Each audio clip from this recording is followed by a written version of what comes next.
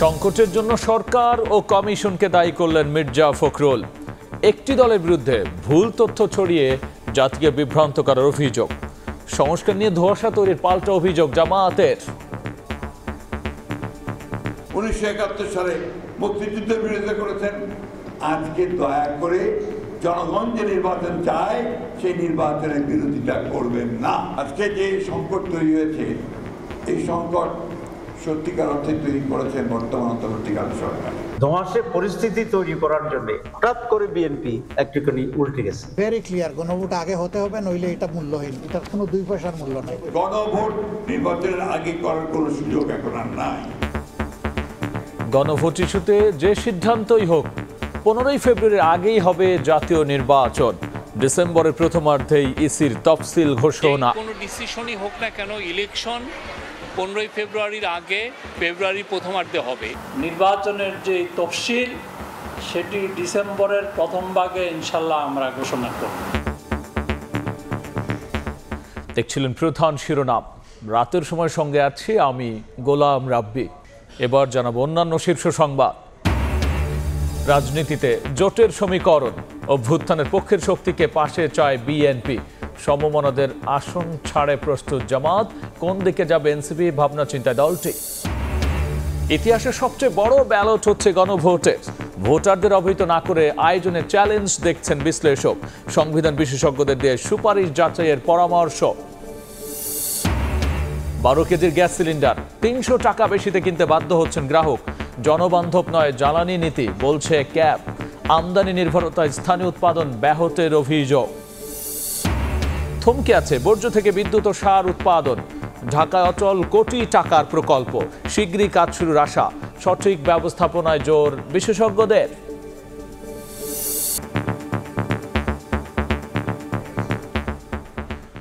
দেশে বর্তমান রাজনৈতিক সংকটের জন্য অন্তর্বর্তী সরকার আর জাতীয় ঐক্যমত্য কমিশনকে দায়ী করলেন বিএনপির মহাসচিব মির্জা ফখরুল ইসলাম আলমগীর। তিনি সাফ জানিয়ে দিয়েছেন, জাতীয় নির্বাচনের আগে গণভোটের কোনো সুযোগ নেই। সংসদ ভোট বানচালে একটি মহল ষড়যন্ত্র করছে উল্লেখ করে বিএনপির মহাসচিব বলেছেন, যারা মুক্তিযুদ্ধের বিরোধিতা করেছে তারা যেন জনগণের দাবি নির্বাচনের বিরোধিতা না করে। জাতীয় নির্বাচনের সময় যত ঘনিয়ে আসছে, রাজনৈতিক মতপার্থক্য ততই বাড়ছে। কখনো পেয়ার, কখনো গণভোট, আবার কখনো জুলাই সনদ বাস্তবায়ন প্রক্রিয়া নিয়ে দলগুলোর বিপরীতমুখী অবস্থানে, অনিশ্চয়তায় আগামী নির্বাচন। জাতীয় প্রেস ক্লাবে জাতীয় সমাজতান্ত্রিক দল জেএসডি 53তম প্রতিষ্ঠাবার্ষিকীর অনুষ্ঠানে বিভিন্ন দলের নেতারা জুলাই সনদ বাস্তবায়নের নির্বাচনের আগে গণভোট আয়োজনের যৌক্তিকতা নিয়ে প্রশ্ন তোলেন। এখন একটা কালেকটিভ ক্যাম্পেইন শুধু রাজনৈতিক ফায়দা লাভের জন্য, মানুষকে বিভ্রান্ত করার জন্য, নিজেদের ধান্দাবাজির জন্য বলছে যে গণভোট জাতীয় নির্বাচনের আগে।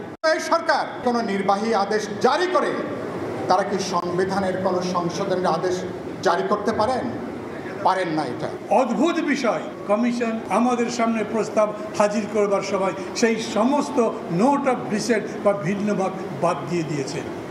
এটা একটা 4th ডিগ্রি হলো না?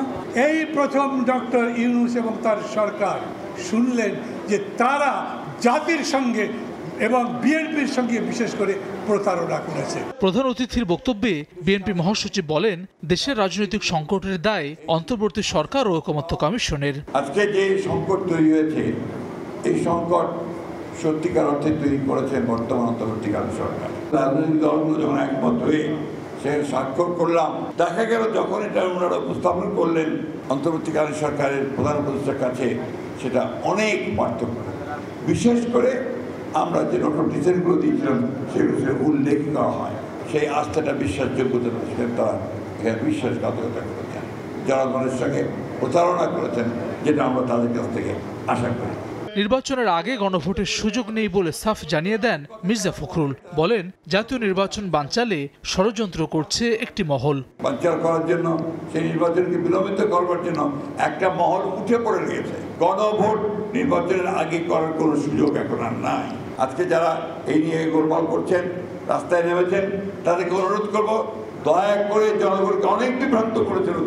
1971 সালে মুক্তিযুদ্ধের বিরোধিতা করেছেন, আজকে দয়া করে জনগণ যে নির্বাচন চায় সেই নির্বাচনের বিরোধিতা করবেন না। কারণ এই দেশের মানুষ কখনো বিট্রিয়ালের যারা বিট্রিয়া করে তাদেরকে ক্ষমা করে না, তারা ক্ষমা পায় না। এদিন বিকেলে রাজধানীর রমনায় গণসংহতি আন্দোলনের ৫ম জাতীয় সম্মেলনে যোগ দিয়ে বিএনপি মহাসচিব বলেন যে সংকট তৈরি হয়েছে তার সমাধান অন্তর্বর্তী সরকারকেই করতে হবে। যা হওয়ার হয়ে গেছে, আপনারা দয়া করে ওই সমস্যাগুলো সমাধান করে যাতে সবাই একসাথে আমরা নির্বাচনের দিকে যেতে পারি সেই পথে গিয়ে চলুন। অবশ্যই আপনাদেরকে নিজে এই যে জায়গা তৈরি করেছেন তার থেকে বেরিয়ে আসতে হবে আপনাদেরকেই। হাসান ওয়ালি, সময় সংবাদ, ঢাকা। সংস্কার নিয়ে বিএনপি উল্টে ধোঁয়াশা সৃষ্টি করছে বলে অভিযোগ করেছেন জামায়াতের নায়েবে আমির সৈয়দ আবদুল্লাহ মোহাম্মদ তাহের। কুমিল্লা এক সমাবেশে তিনি একথা বলেছেন। এদিকে খুলনায় হিন্দু সম্মেলনে দলের সেক্রেটারি জেনারেল মিয়া গোলাম পরওয়ার নভেম্বরে গণভোট ও জাতীয় নির্বাচনের আগে জুলাই সনদ বাস্তবায়নের দাবি জানিয়েছেন। মিছিল নিয়ে খুলনার ডুমুরিয়ার বিভিন্ন ইউনিয়ন থেকে স্বাধীনতা চত্বরে জড়ো হন সনাতন ধর্মাবলম্বীরা। শুক্রবার সকালে জামায়াতের হিন্দু সমাবেশে প্রধান অতিথি ছিলেন দলটির সেক্রেটারি জেনারেল মিয়া গোলাম পরওয়ার। নভেম্বরে গণভোট ও ফেব্রুয়ারিতে নির্বাচনের আগেই জুলাই সনদ বাস্তবায়নের দাবি পুনর্ব্যক্ত করেন তিনি। জাতীয় নির্বাচনের আগে এই সংস্কার প্রস্তাবগুলো গণভোটে দিতে হবে এবং সেটা জাতীয় নির্বাচনের আগে নভেম্বরেই গণভোট দিতে হবে। কুমিল্লার ১৪ গ্রামে ভোট কেন্দ্র পরিচালক সমাবেশে যোগ দেন নায়েবে আমির ডাক্তার সৈয়দ আবদুল্লাহ মোহাম্মদ তাহের। বলেন, সংস্কার নিয়ে বিএনপি হঠাৎ উল্টে গিয়ে ধোঁয়াশা তৈরি করেছে। সব ঠিক, বিএনপিও রাজি, আমরাও রাজি, আমরা সাইডও করেছি। হঠাৎ করে বিএনপি একটুখানি উল্টে গেছে। এগুলো সবগুলো হচ্ছে একটা ধোঁয়াশে পরিস্থিতি তৈরি করার জন্য একটা পরিকল্পিত একটা উদ্যোগ। এদিন সন্ধ্যায় রাজধানীর পল্লবীতে শ্রমিক সমাবেশ করে স্থানীয় জামায়াত। প্রধান অতিথি হিসেবে সমাবেশে উপস্থিত হন জামায়াতের নায়েবে আমির মুজিবুর রহমান। বলেন, একই দিনে গণভোট ও জাতীয় নির্বাচন অবাস্তব বিষয়। যারা গণতন্ত্র বিরোধী তারাই গণভোট নিয়ে টালবাহানা করছে বলেও মন্তব্য করেন তিনি। মানুষ জাতীয় সংসদে ভোট দিবে নাকি গণভোটের দিকে তাকাইবে, কোন দিকে তাকাবে? এটা আসলে বাস্তবে কোন কথা হইতে পারে না। এটা একটা অবাস্তব কথা। একসাথে গণভোট এবং জাতীয় সংসদ হওয়া কথা। সমাবেশে মিরপুর জোনের বিভিন্ন কলকারখানার কয়েক হাজার শ্রমিক সহ দলীয় নেতাকর্মীরা যোগ দেন। শফিক মুন্সি, সময় সংবাদ, ঢাকা। জাতীয় সংসদ নির্বাচনের আগে গণভোট হতে হবে, নয়তো এর মূল্য থাকবে না বলে মন্তব্য করেছেন জামায়াত ইসলামের আমির ডাক্তার শফিকুর রহমান। লন্ডনে সাংবাদিকদের সঙ্গে মতবিনিময়কালে তিনি জানিয়েছেন, ক্ষমতায় গেলে দুর্নীতির বিরুদ্ধে আপোষহীন যুদ্ধ করবে জামাত। আমাদের স্ট্যান্ড ভেরি ক্লিয়ার, গণভোট আগে হতে হবে, নইলে এটা মূল্যহীন, এটার কোনো 2 পয়সার মূল্য নেই। জেনারেল উসমানী উনি মুক্তিযুদ্ধের নেতৃত্ব দিয়েছেন, আজকে তাকে কেউ স্মরণ করে, স্বীকার করে? আসম আব্দুর রব প্রথম পতাকা তুলে ধরেছে, তাকে কেউ স্মরণ করে, স্বীকার করে? তার একটা রিকগনিশন পাওয়া উচিত না? আমাদের অনেক কিছুকে রিকগনাইজ করে না।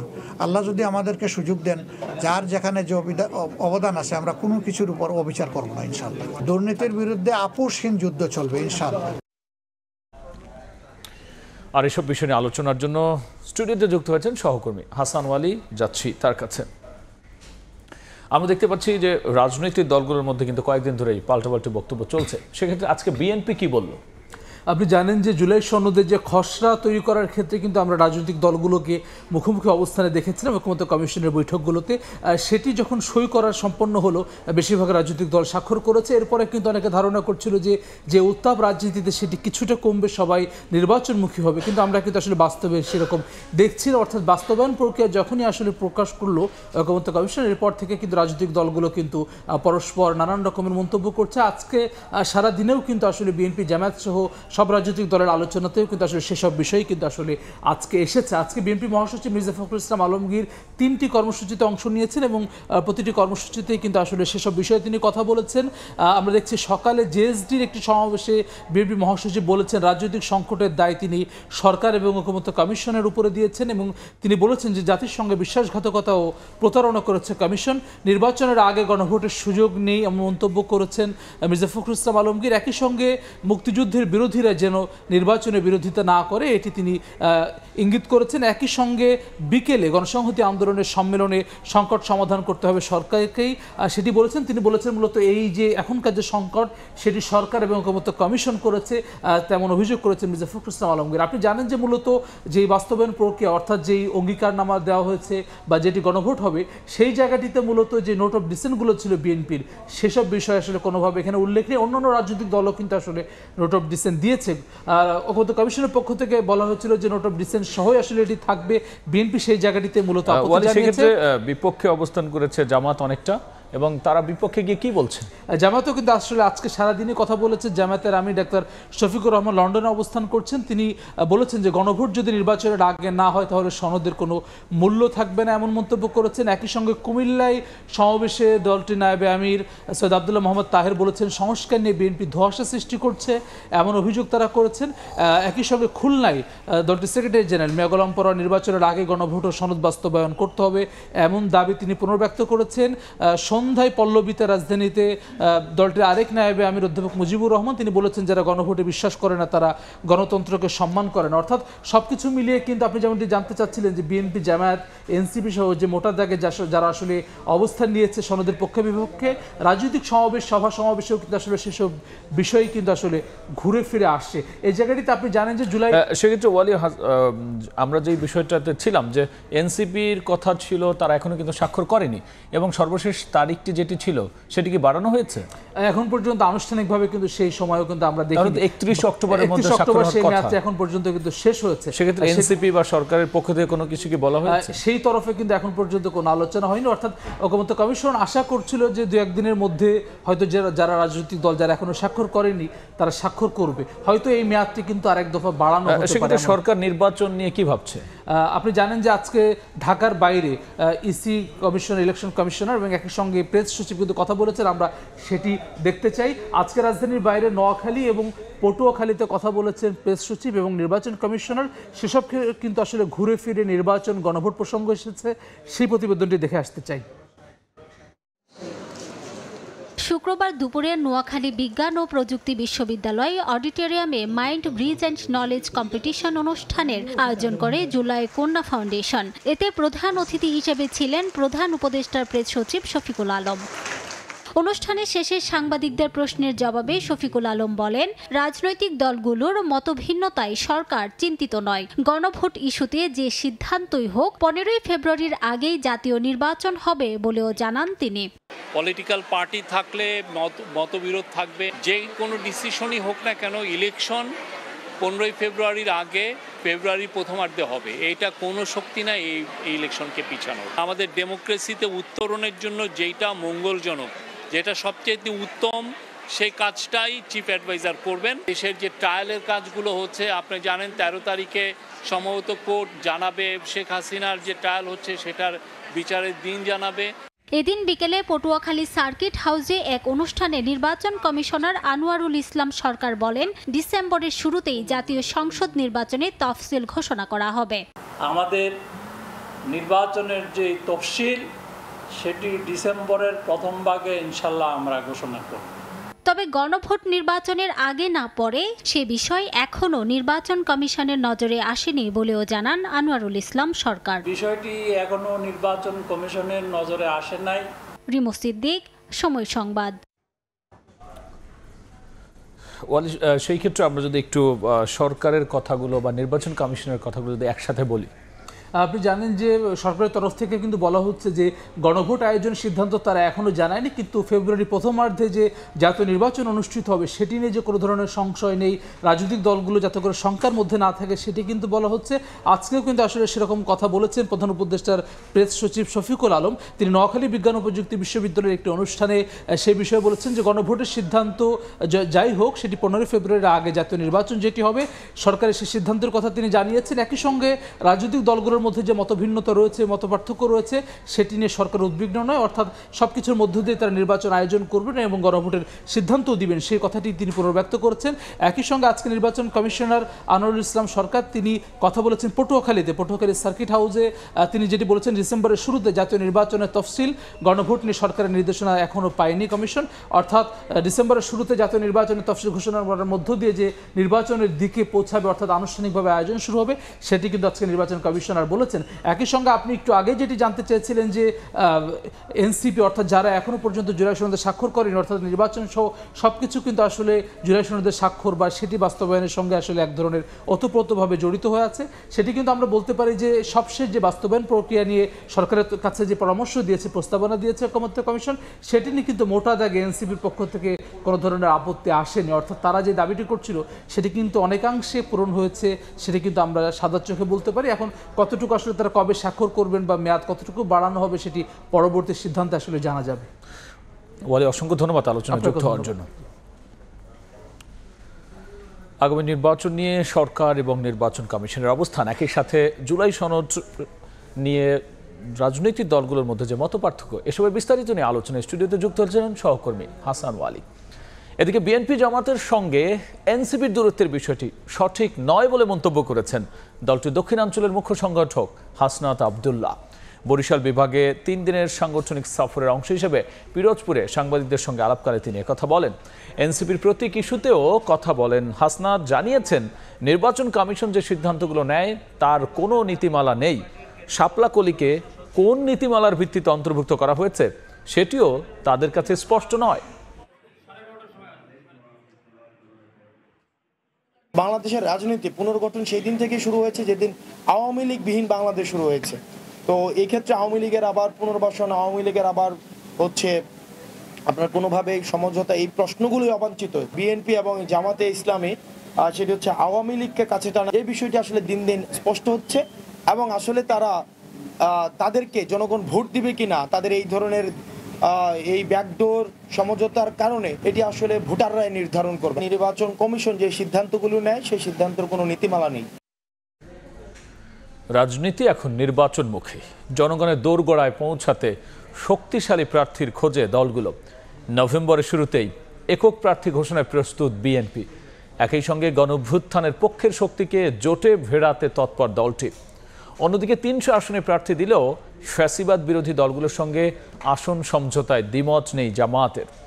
তবে জোট গঠন বা নির্বাচন নয়, বরং জুলাই সনদ, দলের নিবন্ধন এবং প্রতীক নিয়েই বেশি ভাবছে এনসিপি। হাসান ওয়ালির রিপোর্ট। জুলাই সনদ স্বাক্ষরের পর থেকেই নির্বাচনী টানেলে দেশ। প্রার্থী বাছাই, জোট গঠনের মতো বিষয়কে গুরুত্ব দিচ্ছে দলগুলো। অনেক বছর পর প্রতিদ্বন্দ্বিতাপূর্ণ নির্বাচনের অপেক্ষা প্রার্থিতা প্রত্যাশীদের মধ্যেও। এরই মধ্যে একক প্রার্থী বাছাইয়ে কাজ করছে বিএনপি। ধারাবাহিকভাবে সম্ভাব্য প্রার্থীদের সঙ্গে বৈঠক করছে দলটি। আলোচনা চলছে যুগপৎ আন্দোলনের শরিক দল ও অন্য দলের সঙ্গেও।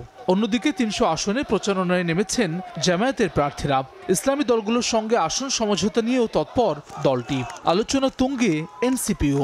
বিএনপি বা জামায়াতের সঙ্গে জোট নাকি গণ অধিকার এবি পার্টির মতো দল নিয়ে আলাদা মোর্চা, তা নিয়ে আলোচনা রাজনীতির মাঠে। যদিও নির্বাচনী তৎপরতায় দৃশ্যমান কর্মকাণ্ড নেই দলটির।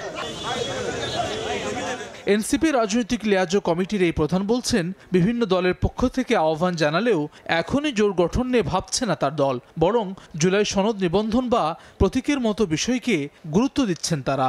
এনসিপি এখন পর্যন্ত নির্বাচনের জোট সংক্রান্ত কোনো সিদ্ধান্ত চূড়ান্ত করেনি, বরং এনসিপির সাথে সবগুলো দলই নির্বাচন সংক্রান্ত আলাপ আলোচনাগুলো শুরু করছিল। জুলাই সনদের আইনি ভিত্তি, স্বাক্ষর এবং এনসিপির নিবন্ধন, মার্কা, এই বিষয়গুলো এখনও সমাধান হয়নি। ফলশ্রুতিতে নির্বাচনের কোন দলের সাথে জোট হবে কিংবা হবে, এনসিপি এখন পর্যন্ত জোটের বিষয়ে ভাবছে না। ইসলামী দলগুলো নিয়ে 7 দফা দাবিতে রাজপথে থাকলেও ফ্যাসিবাদ বিরোধী অন্যান্য দলের সঙ্গেও নির্বাচনী সমঝোতায় আপত্তি নেই জামায়াতের। এসব দলকে পর্যাপ্ত আসন ছেড়ে দেওয়ার প্রস্তুতি রয়েছে বলেও জানান জামায়াতের এই নেতা। আগামী বাংলাদেশ গঠনে, নতুন বাংলাদেশ গঠনে ফ্যাসিবাদ বিরোধী ঐক্য অটুট রাখতে চান।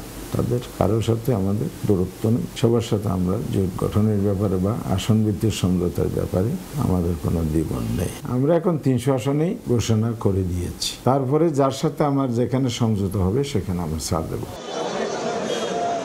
অন্যদিকে নভেম্বরের প্রথমার্ধে প্রার্থী ঘোষণা করবে বিএনপি।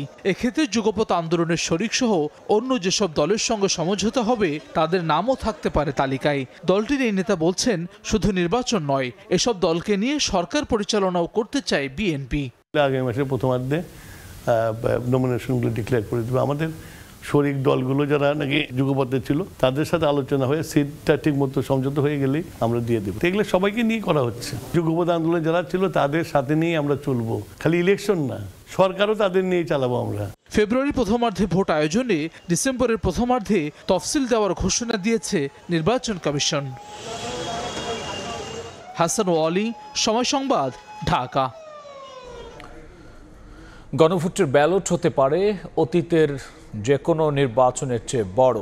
জুলাই সনদ বাস্তবায়নে 48টি সুপারিশ সহ সংবিধান সংশোধন বিলের খসড়াও থাকবে। এর উপর জনগণের হ্যাঁ না ভোটের সুযোগ রাখার কথা বলছে ঐকমত্য কমিশন। তবে নির্বাচন সংশ্লিষ্টদের মতে গণভোটের বিষয়বস্তু ভোটাররা ভালোভাবে অবহিত না হলে চ্যালেঞ্জের মুখে পড়বে সরকার এবং নির্বাচন কমিশন। কমিশনের সুপারিশগুলোকে সংবিধান বিশেষজ্ঞদের দিয়ে যাচাইয়ের পরামর্শ রাজনীতি বিশ্লেষকের। কাউসারা চৌধুরী কুমুর রিপোর্ট। দেশে এ পর্যন্ত গণভোট হয়েছে 3 বার। এখন চতুর্থ দফা নিয়ে চলছে আলোচনা। আগের 3 বার সুনির্দিষ্ট একটি বিষয়ে গণভোট হলেও এবার সংবিধান সংশ্লিষ্ট প্রায় অর্ধশত বিষয়ে হবে হানা ভোট। জাতীয় ঐকমত্য কমিশন বলছে, জুলাই সনদ বাস্তবায়নে সংবিধান সংশ্লিষ্ট 48টি বিষয় থাকবে গণভোটের ব্যালটে। এর বিপরীতে মতামত দেবেন নাগরিকরা। একটা হলো 48টা থাকবে একটা প্যাকেজ, ওটার ব্যাপারে হা না হয় না উত্তর, এবং একই সাথে এই 48টার ভিত্তিতে একটা সংবিধান সংশোধন বিল খসড়া, ওটাও ব্যালটে থাকবে। এবং জনগণ ওই আরেকটার পরিপূরক, তো জনগণকে হা না হয় না উত্তর দেবে। আমরা বলেছি সরকার সিদ্ধান্ত নেবে, হয় নির্বাচনের দিনে, না হয় যে কোনো সময় নির্বাচনের আগে। সাবেক নির্বাচন কর্মকর্তা মিজানুর রহমান বলছেন, ভোটারদের বিস্তারিত অবহিত না করে সংবিধান সংশোধনে গণভোট করা খুবই চ্যালেঞ্জিং হবে। আত্মস্থ করা কঠিন। সাধারণ ভোটারদেরকে যথেষ্ট ভোটার এডুকেশনের প্রয়োজন। যদিও নির্বাচন এবং গণভোটের ভিতর শুধু ব্যালটের পার্থক্য থাকে, আর সব কিছুই কিন্তু এক। কন্টেন্ট যেটা আছে এটার কিভাবে প্রেডিক্টেড হবে, অর্থাৎ ব্যালটে এটা কিভাবে প্রদর্শিত হবে। আমাদের দেশে ভোটাররা আসে প্রার্থীর প্রচারণায়, এখানেও চ্যালেঞ্জ হয়ে যাবে। ভোটাররা যদি বিষয়বস্তু সম্পর্কে ভালোভাবে অবহিত না হয় এবং তাদেরকে ভোট দেওয়ার পদ্ধতিটাকে যদি সহজীকরণ করা না হয়। রাজনৈতিক বিশ্লেষকরা বলছেন, সরকারের উচিত গণভোট আয়োজনের আগে ঐকমত্য কমিশনের সুপারিশমালা সংবিধান বিশেষজ্ঞদের দিয়ে যাচাই বাছাই করে চূড়ান্ত করা। আবার রাজনৈতিক দলের সাথে আরেকবার বসা, ইনস্টিটিউশনাল এক্সপার্ট দিয়ে সুপারিশগুলোকে চূড়ান্ত করা, মানে যেগুলো সংকট তৈরি করতে পারে, ক্রাইসিস তৈরি করতে পারে, সেটিকে বাদ দেওয়া। ঐকমত্য কমিশন যেটা বলতেছে এটাই চূড়ান্ত, এইভাবে জিনিসটাকে না দেখা। আপনি যদি ভোটের পক্ষে ভোট আনতে চান, আপনি এটাকে প্রচারে আনতে হবে, ভালো প্রচারণা চালাইতে হবে। জাতীয় নির্বাচনের দিন নাকি আগে গণভোট হবে, এ নিয়ে রাজনৈতিক দলগুলোর ঐকমত্য না হলে নতুন সংকট তৈরির শঙ্কা দেখছেন বিশ্লেষকরা। কাউসারা চৌধুরী কুমু, সময় সংবাদ, ঢাকা। রাতের সময় আরও থাকছে। ছুটির দিনে বাজারে ইলিশের সরবরাহ বাড়লেও কমেনি দাম। সপ্তাহের ব্যবধানে পেঁয়াজের কেজিতে বাড়তি 10 টাকা। বেশিরভাগ সবজির দর কমায় কিছুটা স্বস্তি। একমাত্র আরএফএল ক্লাস পাইপ নিশ্চিত করে প্রতি ইঞ্চিতে সঠিক থিকনেস ও সঠিক মাপ। পাইপের বস, না কিনলে লস।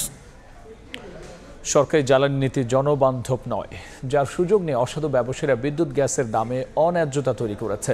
12 কেজির গ্যাসের সিলিন্ডার 300 টাকা বেশি দামে কিনতে বাধ্য হচ্ছেন গ্রাহক। ঢাকা বিশ্ববিদ্যালয়ে আয়োজিত এক অনুষ্ঠানে এসব কথা বলেছেন ক্যাবের সভাপতি AHM শফিকুজ্জামান। বলেন, দেশের জ্বালানি খাতে সর্বোচ্চ লুটপাট হয়েছে, আর এই অবস্থায় জাতীয় নির্বাচনকে সামনে রেখে রাজনৈতিক দলগুলোকে জ্বালানি নীতি প্রকাশ করারও তাগিদ দিয়েছে সংগঠনটি। চরমে পৌঁছায়। বিদ্যুৎ ও জ্বালানি খাতের অনিয়ম দূর করা ও জ্বালানি প্রাপ্যতা নিশ্চিতে তরুণদের সোচ্চার হতে যুব সংসদ 2025 আয়োজন করেছে ভোক্তার অধিকার নিয়ে কাজ করা সংগঠন ক্যাব। জ্বালানি বা গ্যাস। ঢাকা বিশ্ববিদ্যালয়ে 2 দিন ব্যাপী এই আয়োজনের উদ্বোধনী অনুষ্ঠানে ক্যাবের জ্বালানি উপদেষ্টা বলেন, ব্যবসায়ীদের সুবিধা দিতে আমদানি নির্ভরতা বাড়িয়ে স্থানীয় উৎপাদনকে নিরুৎসাহিত করেছে সরকার। বিদ্যুৎ ও জ্বালানি দ্রুত সরবরাহ বৃদ্ধির বিশেষ বিধান আইন 2010 বর্তমান সরকার উক্ত আইন বাতিল করলেও উক্ত আইনের আওতায় কৃত কার্যক্রম সুরক্ষা দিয়ে জ্বালানি অধিকার সংরক্ষণ ও সুবিচারের পরিপন্থী সকল কার্যক্রম অব্যাহত রেখেছে। এ সময় দেশের জ্বালানি খাতে সর্বোচ্চ লুটপাটের অভিযোগ তুলে ক্যাব সভাপতি বলেন, অন্যায্যতার ভিত্তিতে দেশে বিদ্যুৎ ও গ্যাসের দাম নির্ধারণ হয়। আসন্ন জাতীয় নির্বাচনে প্রতিটি রাজনৈতিক দলকে জ্বালানি নীতি প্রকাশেরও তাগিদ দেন ক্যাব সভাপতি। আমার বাসায় গ্যাসের কানেকশন আছে, আমরা গ্যাস পাই না, প্যারাল আমাকে সিলিন্ডার ব্যবহার করতে হয়। 12 কেজি সিলিন্ডার গ্যাস যত দামে বিক্রি করার কথা, তার থেকে সমস্ত প্রাইস এমআরপি তার থেকে 300 টাকা বেশি দামে গ্যাস কিনতে হয়। সামনে নির্বাচন আসছে, এই ট্রানজিশনে আমি চাই প্রতিটা রাজনৈতিক দল তাদের জ্বালানির পলিসি কি হবে সেটি স্পষ্ট করা দরকার। জ্বালানি সংকটে যখন স্থানীয় ব্যবসায়ীরা প্রতিষ্ঠান বন্ধ করতে বাধ্য হচ্ছেন, তখন বিদেশি বিনিয়োগ আশা করাও উচ্চাবিলাসী বলেও মন্তব্য করেন বক্তারা। এটি যদি বাস্তবায়ন না করে তাহলে। তোফাজ্জল হোসাইন, সময় সংবাদ, ঢাকা। রাজধানীর বিভিন্ন স্থানে ঝটিকা মিছিলে অংশ নেয়ার কার্যক্রম নিষিদ্ধ। আওয়ামী লীগ ও সহযোগী সংগঠনের 46 নেতাকর্মীকে গ্রেফতার করেছে ঢাকা মেট্রোপলিটন পুলিশ। শুক্রবার বিকেলে মেন্টো রোডে ডিএমপি মিডিয়া সেন্টার এক সংবাদ সম্মেলনে তথ্য জানান মিডিয়া সেলের উপ পুলিশ কমিশনার তালিবুর রহমান। শেরেবাংলা নগর থানা পুলিশ গ্রেফতার করেছে 18 জন, সিটিটিসি গ্রেফতার করেছে 13 জন, খিলক্ষেত থানা পুলিশ 4 জন, উত্তরা পশ্চিম থানা পুলিশ 2 জন, বাড্ডা থানা 3 জন, বনানী থানা 3 জন এবং তেজগাঁ থানা 3 জনকে গ্রেফতার করেছে। গ্রেফতারকৃতদের বিরুদ্ধে সংশ্লিষ্ট থানায় সন্ত্রাস বিরোধী আইনে নিয়মিত মামলা রুজু করা হয়েছে। আগামীতে বিএনপি সরকার গঠন করলে গুমের শিকার ব্যক্তিদের পরিবার ন্যায় বিচার পাবে বলে আশা প্রকাশ করেছেন গুমের শিকার পল্লবী থানা ছাত্র দলের সিনিয়র যুগ্ম আহ্বায়ক তরিকুল ইসলামের পরিবার। শুক্রবার বিকেলে ঢাকা 16 আসনের সংসদ সদস্য প্রার্থী আমিনুল ইসলামের প্রচারণা শেষে এ আশা ব্যক্ত করেন তারা। এ সময় তরিকুলের পরিবার দাবি করে বিগত 16 বছর শুধু বিএনপির রাজনীতি করার কারণে তাদের মিথ্যা মামলা, হামলা, হয়রানি, গুমের শিকার হতে হয়েছে। গুম হওয়া ছেলের সন্ধানে সরকারের বিভিন্ন দপ্তরে ধর্ণা দিলে উল্টো গ্রেফতার, হুমকি, হামলার শিকার হয়েছেন বলে অভিযোগ করেন। জুলাই ভুট্টানের মধ্য দিয়ে ফ্যাসিবাদী সরকারের পতন হলেও আয়নাঘর, র্যাব, ডিবি সহ বিভিন্ন জায়গায় ছেলের সন্ধান করেও খোঁজ না পেয়ে হতাশা প্রকাশ করেন তরিকুলের বাবা নুরুল ইসলাম। আর তরিকুলের স্ত্রী বেবি আক্তার স্বামীকে ফিরে পাওয়ার আকুতি জানিয়ে গুমের সঙ্গে জড়িত সবার দৃষ্টান্তমূলক শাস্তি দাবি করেছেন। 5ই আগস্টের আগে আশায় ছিলাম, 5 আগস্টের পরে আয়নাঘর বিভিন্ন জায়গায় আমরা দৌড়দৌড়ি করছি, খোঁজাখুঁজি করছি, আগেও করছি, পরেও করছি। তারপরে আমরা এখন দেখি যে না রেপে না, এটা এখন আমাদের বিচার। গুমের অনুষ্ঠানে যাওয়ার কারণে আমাদেরকে অনেক ঠেট দিছে। কেন আমার ছেলে গুম হয়েছে, আমি যেতে পারবো না? বিএনপি করা অপরাধ না, বিএনপি সবাই করে, পলিটিক্স করাই। এজন্য যে একটা মানুষকে এভাবে গুম করে দিবে, আমাদের দল ক্ষমতায় না আসে এটা কিছু হবে না, কারণ আমাদের দলের জন্যই তারা গুম হয়েছে। গত 15 মাসে সরকার যথেষ্ট সাফল্য অর্জন করেছে বলে মন্তব্য করেছেন ধর্ম উপদেষ্টা ডক্টর আফম খালিদ হোসেন। 15 বছরের জঞ্জাল 15 মাসে পরিষ্কার করা যায় না, তারপরও আপ্রাণ চেষ্টা করে একটি স্বচ্ছ সরকার ও প্রশাসন প্রতিষ্ঠা করতে সক্ষম হওয়ার কথা জানিয়েছেন তিনি। সন্ধ্যায় পঞ্চগড় সদরের দারুল উলুম মদিনাতুল ইসলাম মাদ্রাসা আয়োজিত শানে রেসালাত সম্মেলনে সব কথা বলেন উপদেষ্টা।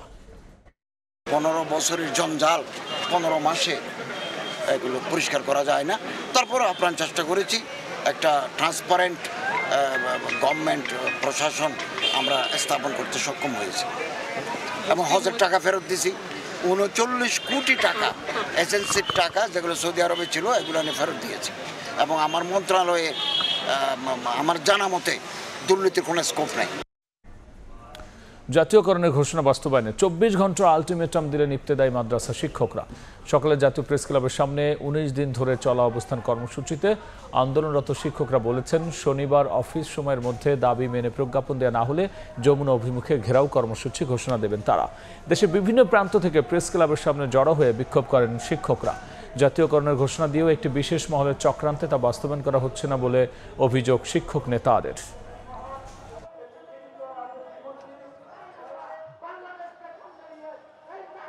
সরকার বাহাদুরের কাছে আমাদের আকুল আবেদন, আমাদেরকে অনন্ত বিলম্বে আমাদের দাবি দাবা মেনে নিয়ে আমাদেরকে পাঠদানের ক্লাসে আমাদের মাদ্রাসার ছাত্রছাত্রীদের মাঝে ফিরিয়ে দেওয়ার ব্যবস্থা করুন। জাতীয়করণের ঘোষণা বাস্তবায়নের লক্ষ্যে গেজেট প্রজ্ঞাপন প্রকাশ করা না হয় তাহলে স্বতন্ত্র ইফতি মাদ্রাসার শিক্ষক শিক্ষিকাদের নিয়ে লং মার্চ টু যমুনা কর্মসূচি পালন করব। ঢাকা শহরে প্রতিদিন উৎপন্ন হচ্ছে হাজার হাজার টন বর্জ্য, কিন্তু সেই বর্জ্যকে সম্পদে রূপান্তর করে বিদ্যুৎ বা জৈব সার তৈরির যে স্বপ্ন দেখানো হয়েছিল তা এখনও কাগজে কলমে সীমাবদ্ধ। অচল হয়ে পড়ে আছে কোটি টাকার প্রকল্প। সিটি কর্পোরেশন বলছে অচিরেই বাস্তবায়ন হবে বর্জ্যকে সম্পদে রূপান্তরের কাজ। আর বর্জ্য ব্যবস্থাপনা বিধিমালাকে বাস্তবে রূপ দেওয়ায় জোর দিয়েছেন বিশেষজ্ঞরা। আমিনুল ইসলামের ছবিতে আবু সাইদ নিশানের রিপোর্ট। আমি এই মুহূর্তে দাঁড়িয়ে আছি উত্তর সিটি কর্পোরেশনের আমিনবাজার ল্যান্ডফিল্ডের ময়লার স্তূপের উপর। আমার সামনে রয়েছে বর্জ্য থেকে বিদ্যুৎ উৎপাদনের পাওয়ার প্ল্যান্ট, যেখান থেকে 42.5 মেগাওয়াট বিদ্যুৎ উৎপাদন হওয়ার কথা ছিল 2025 সালের অক্টোবর মাসেই, যার জন্য দরকার ছিল প্রতিদিন 3000 মেট্রিক টন বর্জ্য। কিন্তু এখন প্রতিদিন 4000 মেট্রিক টন বর্জ্য তৈরি হয়, তারপরেও বিদ্যুৎ উৎপাদনের দেখা নেই। দেশে প্রতিদিন শুধু শহর এলাকায় তৈরি হয় 47,000 টন বর্জ্য, যার মধ্যে ঢাকার 2 সিটিতে তৈরি হয় প্রায় 8,000 টন। যে বর্জ্য সঠিকভাবে ব্যবস্থাপনা করা গেলে তা হয়ে উঠতে পারে সম্পদ। বর্জ্য থেকে বিদ্যুৎ উৎপাদনের লক্ষ্যে 2023 সালে চীনা কোম্পানি CMECর কাছে 30 একর জমি হস্তান্তর করে ঢাকা উত্তর সিটি কর্পোরেশন। শুরু হয় কাজ, কিন্তু সরকার পরিবর্তনের পর থেমে আছে প্রকল্পটি। বর্জ্য পোড়াতে CMECর সঙ্গে চুক্তিতে তাপমাত্রা নির্ধারণ করা হয় 850 ডিগ্রি সেন্টিগ্রেড, অথচ 2021 সালের বর্জ্য ব্যবস্থাপনা নীতিমালায় তা ছিল 1000 ডিগ্রি সেন্টিগ্রেড। তাপমাত্রার এই তারতম্যের কারণে কাজ বন্ধ জানিয়ে ঢাকা উত্তর সিটি কর্পোরেশনের প্রধান বর্জ্য ব্যবস্থাপক জানান, ইস্যুটি সমাধান হয়ে গেলেই আগামী 2 বছরের মধ্যে বর্জ্য থেকে বিদ্যুৎ উৎপাদন সম্ভব হবে। 1000 ডিগ্রি সেলসিয়াস বাংলাদেশ গভর্নমেন্ট চাচ্ছে এবং চাইনিজ গভর্নমেন্ট চাচ্ছে এটাকে 850 ডিগ্রি। এই 150 ডিগ্রি সেলসিয়াস টেম্পারেচারের বিষয়টা এখনও অমীমাংসিত রয়েছে। এটা যদি মীমাংসিত হয়ে যায় আগামী বছর 2-1 মধ্যে আমরা আশা করি ওয়েস্ট টু এনার্জি প্রজেক্টটা ইন ফুল সুইং কাজ করবে। অন্যদিকে থমকে আছে ঢাকা দক্ষিণ সিটি কর্পোরেশনের বর্জ্য থেকে সার তৈরির প্রকল্প। তবে সংস্থাটির প্রধান বর্জ্য ব্যবস্থাপক বলছেন, শুধু সার নয়, বর্জ্য থেকে বেশ কিছু প্রকল্পের কথা, যা আগামী 5 থেকে 6 মাসের মধ্যেই বাস্তবায়ন হবে। মিথেন গ্যাসটাকে আমরা উত্তোলন করে এটা কোরিয়ান কোম্পানির মাধ্যমে আমরা বিভিন্ন CNG স্টেশনে আমরা ইউজ করার পরিকল্পনা হাতে নিয়েছে। ভেজিটেবল যে ওয়েস্টটা আছে ওই ওয়েস্ট থেকে আমরা জৈব সার রূপান্তর করব। আগামী 5 থেকে 6 মাসের ভিতরে ওয়েস্ট একটা সম্পদ হিসেবে পরিগণিত হয়ে আমাদেরকে একটা আশার আলো দেখায়। বর্জ্য ব্যবস্থাপনা বিধিমালাকে মাঠ পর্যায়ে বাস্তবে রূপ দেওয়ার উপর জোর দিচ্ছেন বিশেষজ্ঞরা। বর্জ্যকে সম্পদে করতে চান তাহলে প্রথম কাজটা হচ্ছে জৈব এবং অজৈবটাকে পৃথক করতে হবে। এই কাজটা বিধিমালায় বলা আছে, এটা পৌরসভার সাথে কাজ করে এটাকে ইমপ্লিমেন্ট করতে হবে। বর্জ্য থেকে বিদ্যুৎ, জ্বালানি কিংবা সার উৎপাদন সম্ভব হলে একদিকে যেমন অর্থনৈতিক সুবিধা পাওয়া যাবে, অন্যদিকে কমবে বিদ্যুৎ ও জ্বালানির ঘাটতি। আবু সাইদ নিশান, সময় সংবাদ, ঢাকা। সাপ্তাহিক ছুটির দিনে রাজধানীর মাছ বাজারে বেড়েছে ইলিশের সরবরাহ, তবে কমেনি দাম। এদিকে সপ্তাহ ব্যবধানে খুচরায় 10 টাকা বেড়েছে পেঁয়াজের দর। সরবরাহ সংকটকে দায়ী করছেন পাইকারি ব্যবসায়ীরা, তবে বেশিরভাগ সবজির দাম কমায় স্বস্তি ক্রেতাদের। মুরগির বাজারে দেশি ব্রয়লারের দর স্থিতিশীল থাকলেও কমেছে লেয়ার সোনালির দাম। গেল 26শে অক্টোবর থেকে ইলিশ শিকারের নিষেধাজ্ঞা শেষ হওয়ার 5 দিন পর রাজধানীর বাজারে বেড়েছে সরবরাহ। শুক্রবার রাজধানীর কারওয়ান বাজার ঘুরে দেখা যায় চাহিদা মতো ইলিশ সরবরাহ থাকলেও কমেনি দাম। বাজারে অন্যান্য মাছের সরবরাহ ভালো থাকলেও দাম নিয়ে মিশ্র প্রতিক্রিয়া ক্রেতা বিক্রেতাদের। ইলিশের সরবরাহও ভালো বর্তমানে, এগুলা মাছ আগে পাওয়া যেত না, এখন পাওয়া যাইতেছে। এই সপ্তাহে ইলিশ মাছও আছে, অন্য মাছও আছে, মাছের আমদানিও আছে। মাছের দাম একটু বেশি। বিভিন্ন পুকুর টুকুর সৃষ্টিছে, এই জন্য মাছের দাম আগের তুলনায় একটু কমই আছে। এদিকে সপ্তাহ ব্যবধানে 10 টাকা দাম বেড়েছে পেঁয়াজের। পাইকারিতে মানভেদে পেঁয়াজ বিক্রি হচ্ছে 78 থেকে 82 টাকায়। খুচরায় যা কিনতে ক্রেতাকে গুনতে হচ্ছে 85 থেকে 90 টাকা। পেঁয়াজ আজকে 82 টাকা কাটা হইতেছে, খুচরা আপনার 90 টাকা 85 টাকা এরকম বিক্রি করা লাগবে। পাইকারি 4-5 টাকা বাড়ছে। আপনি কিনলাম পেঁয়াজ 74, 75, আজকে পেঁয়াজ কিনলাম 78 টাকা। পেঁয়াজ শর্ট, তার কারণে পেঁয়াজ নাই, এই জন্য দাম একটু বাড়ছে। এদিকে শীতের আগাম সবজির সরবরাহ বেড়েছে বাজারে। কাঁচামরিচের দাম কেজিতে 20 থেকে 50 টাকা কমে বিক্রি হচ্ছে 90 থেকে 140 টাকায়। কমেছে শিম, করলা, বরবটি সহ বেশিরভাগ সবজির দামও। শীতের সবজি সম্পূর্ণ আসতেছে, সামনে দিয়ে আরো আসবে, দাম কমবে। এখনই মোটামুটি আসছে, দাম অর্ধেকের প্রায় হয়ে গেছে। গেছে সপ্তাহ থেকে এই সপ্তাহে আরো কমছে। সবজির দাম বর্তমানে মিডিয়াম পর্যায়ে আছে, মানে মোটামুটি সাধারণ মানুষও কিনতে পারবো, গরিব মানুষও কিনতে পারবো। সবজির দাম আগে থেকে একটু কম আছে। গত 2 বাজারও সবজির দাম একটু বেশি ছিল, একটু কমছে আর কি। দেশি ব্রয়লার মুরগির দাম স্থিতিশীল থাকলেও কমেছে লেয়ার ও সোনালীর দর। ব্রয়লার মুরগিটা আজকে 3 সপ্তাহ অ্যাকুরেট, সোনালী মুরগি, লেয়ার মুরগি, দেশি মুরগি এটা উঠানামা করতেছে। বাজারে দাম কমতির বাতাস বইলেও বৃহস্পতিবার বিকেল থেকে বিদ্যুৎ না থাকায় ভোগান্তি বাড়িয়েছে কারওয়ান বাজারের ক্রেতা বিক্রেতাদের। অন্তরা সেন, সময় সংবাদ, ঢাকা। দেখছেন রাতের সময়। এবার দেশের বাইরের খবর। যুদ্ধবিরতির চুক্তি লঙ্ঘন করে গাজায় একের পর এক হামলা চালিয়ে যাচ্ছে দখলদার ইসরায়েল। গত 10 অক্টোবর চুক্তি কার্যকরের পর এ পর্যন্ত প্রাণ হারিয়েছেন 2 শতাধিক ফিলিস্তিনি। অধিকৃত পশ্চিম তীরেও চলছে ইসরায়েলি বর্বরতা। স্থানীয় সময় বৃহস্পতিবার খান ইউনুস সহ গাজার বিভিন্ন অঞ্চলে বিমান হামলা চালায় ইসরায়েল। এতে শিশুসহ বেশ কয়েকজন হতাহত হন। ধ্বংস হয়ে যায় বেশ কয়েকটি আবাসিক ভবন। গাজার স্বাস্থ্য মন্ত্রণালয়ের তথ্য বলছে 10 অক্টোবর যুদ্ধবিরতি কার্যকর হওয়ার পর থেকে এ পর্যন্ত নেতানিয়াহু বাহিনীর হামলায় প্রাণ হারিয়েছেন 2 শতাধিক ফিলিস্তিনি। আহত হয়েছেন প্রায় 600। অধিকৃত পশ্চিম তীরেও নেতানিয়াহু বাহিনীর হামলা ক্রমশ বেড়ে চলেছে। অভিযানের নামে হানা দিচ্ছে পশ্চিম তীরের বিভিন্ন গ্রাম ও শরণার্থী শিবিরে। এতে দীর্ঘ হচ্ছে লাশের মিছিল। জাতিসংঘের তথ্য মতে চলতি বছরের শুধু জলপাইয়ের মৌসুমে সেখানে শতাধিক হামলার ঘটনা ঘটেছে। যুদ্ধবিরতির শর্ত মেনে আরও 2 ইসরায়েলি জিম্মির মরদেহ হস্তান্তর করেছে ফিলিস্তিনের স্বাধীনতাকামী সংগঠন হামাস। ঘটনার সত্যতা নিশ্চিত করে সংগঠনটির কাছে এখনও আরও 11 জিম্মির মরদেহ আছে বলে জানায় ইসরায়েলের প্রধানমন্ত্রী কার্যালয়। এছাড়া হামাস যুদ্ধবিরতিকে গুরুত্ব না দিয়ে হামলা অব্যাহত রাখলে আরও কঠোর প্রতিশোধ নেয়ার হুঁশিয়ারি দিয়েছেন প্রধানমন্ত্রী বিনিয়ামিন নেতানিয়াহু। যুদ্ধবিরতির চুক্তি লঙ্ঘন করে গাজায় ইসরায়েলি হামলা নিন্দা জানিয়েছেন তুরস্কের president Recep Tayyip Erdogan. Tel Aviv অনাহার ও গণহত্যাকে যুদ্ধের অস্ত্র হিসেবে ব্যবহার করছে বলেও অভিযোগ করেন তিনি। এদিকে গাজায় অবিস্ফোরিত গোলাবারুদ অপসারণে $50 লাখ সহায়তা দেওয়ার ঘোষণা দিয়েছে যুক্তরাজ্য। জাতিসংঘের মাইন অ্যাকশন সার্ভিসের মাধ্যমে দেয়া ওই অর্থায়নের পাশাপাশি যুদ্ধকালীন উপত্যকাটিতে ফেলা প্রায় 7,000 টন অবিস্ফোরিত বোমা ও গোলা অপসারণে বিশেষজ্ঞদের পাঠানো হবে বলেও জানায় দেশটি। নাসরিন রুমি, সময় সংবাদ। এ পর্যায়ে শীর্ষ সংবাদ জানিয়ে দিচ্ছি আরও একবার। সংকটের জন্য সরকারকে দায়ী করলেন মির্জা ফখরুল। একটি দলের বিরুদ্ধে জাতিকে বিভ্রান্ত করার অভিযোগ। সংস্কার নিয়ে ধোঁয়াশার পাল্টা অভিযোগ জামায়াতের। আগে গণভোট দাবি।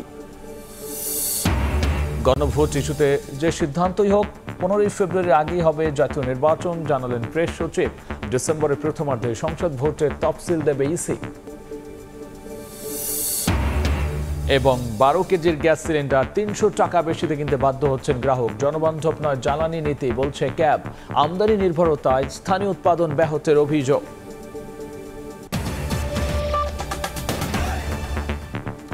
এই ছিল রাতের সময়। এরপর দেখবেন সম্পাদকীয়। সঙ্গেই থাকুন সময়।